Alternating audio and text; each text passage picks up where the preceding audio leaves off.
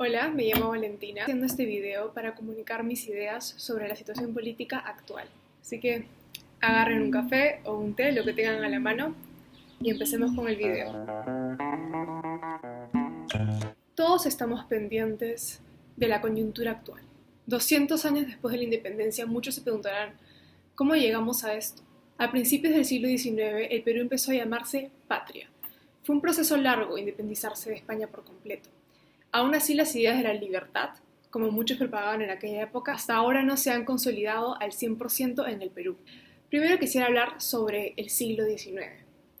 Después de la independencia, predominó la incertidumbre, el autoritarismo y el caudillismo. San Martín dejó la libertad a medias en 1821 y Simón Bolívar se volvió el nuevo virrey en 1823. Virrey porque seguía siendo un régimen autoritario, siendo la suprema autoridad militar y política de nuestro país.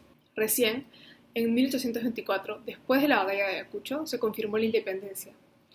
Pero, ¿éramos libres? No. Hubo caudillismo, no hubo igualdad ante la ley. El gobierno seguía siendo autoritario a pesar de que algunas facciones, como el Congreso, se denominaban liberales. En general, en este siglo sí había libertad en términos de comercio internacional, porque Perú era exportador de materia prima y nosotros importábamos también cosas del extranjero. Sin embargo, no cualquiera podía comenzar un negocio legalmente, no podían emprender. Hubieron movimientos a favor de la libertad económica y social para todos, mediante la abolición del tributo indígena, de reformas prácticamente de servidumbre, en el cual los indígenas estaban forzados a hacer trabajos gratuitamente, y también la abolición de la esclavitud. Sin embargo, esto fue boicoteado por las clases altas, que en ese momento eran las que estaban en el poder. En este tiempo existía algo que aún no se ha eliminado por completo del país: fuertes y marcadas divisiones políticas y sociales. Se puede concluir que la independencia no resultó siendo una rebelión en contra de España, sino resultó siendo en la práctica un reemplazo a la monarquía derrotada. Más adelante, en el siglo XX, se puede decir que hay unas épocas bien marcadas. Al comienzo, la denominada República Aristocrática. Se puede decir que hubo una relativa estabilidad política, ya que habían menos golpes de Estado que militares que ocurrieron mucho durante el siglo XIX. Pero, ¿éramos libres? No. Se puede decir que durante esta república, el Perú tenía un sistema oligárquico, reemplazando la monarquía. Esto significa que unas cuantas familias controlan toda la economía y política peruana. Sí existía la democracia, pero solamente el 4% de la población podía votar. Se dice que había un modelo liberal, ya que se favorecía la empresa privada y las inversiones extranjeras. Pero ya que solo unas familias controlaban la economía y la política, en su mayoría también la prensa, se pierde por completo el significado de la palabra libertad. Ante el oncenio de Leguía, se puede decir que Leguía hizo algunas reformas notables para embellecer Lima, justamente para celebrar el centenario de la independencia, pero nada cambió. No había libertad de prensa y grupos opositores estaban amenazados por la policía y las Fuerzas Armadas. Luego de esto, comenzó la época del tripartito, que se refiere a la época de Prado, de Odría y de Lapra. Después del golpe de estado de Sánchez Cerro y su muerte en el 33, se nombró como presidente a Óscar Benavides, el entonces jefe del ejército, inconstitucionalmente, para seguir con el mandato militar. Luego se escogió democráticamente a Prado, pero el gobierno continuó en gran parte siendo bien parecido al gobierno de Benavides. Y se puede decir que fue una relativa democracia. Algo que hizo fue negarle la visa a todos los judíos que desesperadamente pedían asilo durante el Holocausto. Después de que Bustamante Rivero fuera sacado del poder gracias a otro golpe de Estado, entró Odría con carácter de dictadura militar y autoritaria. Odría era un reconocido populista y utilizaba este discurso para convencer a los sectores empobrecidos del país. Él nombraba a cualquier élite de alta educación el enemigo. ¿A quién se parecerá? Bueno, de todos los presidentes del siglo XX, ahora me enfocaré en los que influencian más directa con lo que está pasando hoy en día. Primero, la dictadura de Velasco. La dictadura de Velasco presentaba un gobierno militar de izquierda. No había libertad económica. Se estatizaron varias empresas de todos los sectores, como la pesquería, minería, agricultura, energía. Un claro ejemplo de esto es Petroperú.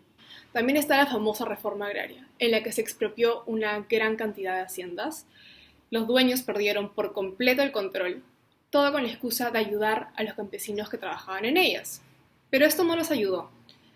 Empobreció mucho al país y a todos, incluyendo a los campesinos, les afectó mucho la represión militar. No había ningún libre mercado de circulación monetaria. Eso significa que las personas y las empresas tenían un límite estricto para cambiar de soles a dólares y existía control de precios e importaciones, teniendo como consecuencia productos de muy mala calidad en toda la economía. Ahora, en el ámbito social y político tampoco había libertad. Para empezar, está el conocido uso del uniforme monótono en todos los colegios.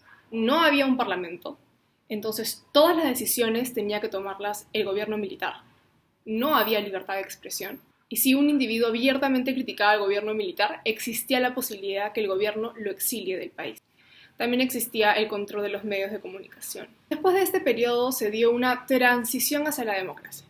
Comenzaron a mejorar las cosas, pero el terrorismo incrementó durante estos años. Es por eso que ahora hablaremos de Fujimori. Fujimori ganó democráticamente en el año 90. En el ámbito de libertad económica, sí, hubo mucha libertad económica. Ese gobierno fue famoso por promover el libre mercado, la privatización de empresas, logró un clima apropiado para incentivar la inversión extranjera y como consecuencia esto llevó a un gran crecimiento económico y redujo mucho la pobreza. Pero ahora cuando viene la libertad social y política, al ver que su partido no tenía suficiente representación en el Congreso, Fujimori veía esto como un estorbo y por ende decidió disolver el Congreso inconstitucionalmente. A pesar de que durante su gobierno se frenó el terrorismo y se capturó al líder de este grupo terrorista, al tener un ejército sin uniforme, los terroristas eran difíciles de identificar, causando la muerte de muchas personas inocentes. Esto lleva a la discusión de la violación de los derechos humanos. La pregunta milenaria sobre qué fue primero, el huevo o la gallina, en este caso, ¿qué causó qué? ¿Y qué fue la consecuencia de el terrorismo o la represión militar? Entonces, ¿en el siglo XX logramos ser libres? La respuesta sería no por completo. Ahora en el siglo XXI sabemos que han habido gobiernos malos y no tan malos, de izquierda y derecha, pero con la suerte de haber sido elegidos democráticamente. Ahora en 2021, el año del Bicentenario, tenemos dos opciones que por consenso popular son consideradas lo peor que nos podría pasar. Tanto la izquierda como la derecha han reprimido ciertas libertades históricamente en el Perú. Ahora, frente a estas dos opciones, hay que preguntarnos, ¿hasta qué punto somos libres ahora? Y tenemos que evaluar hasta qué punto seremos libres en el gobierno de cualquiera de estas dos opciones. Gracias por escuchar, espero que les haya gustado este video. Esta ha sido mi interpretación de cómo se ha consolidado la libertad en estos años de Bicentenario. Y bueno, quisiera saber ustedes qué opinan sobre este tema y si están de acuerdo que hasta ahora no somos 100% libres, pero que hay que tomar la decisión que nos deje ser más libres ahora este 6 de junio. Gracias.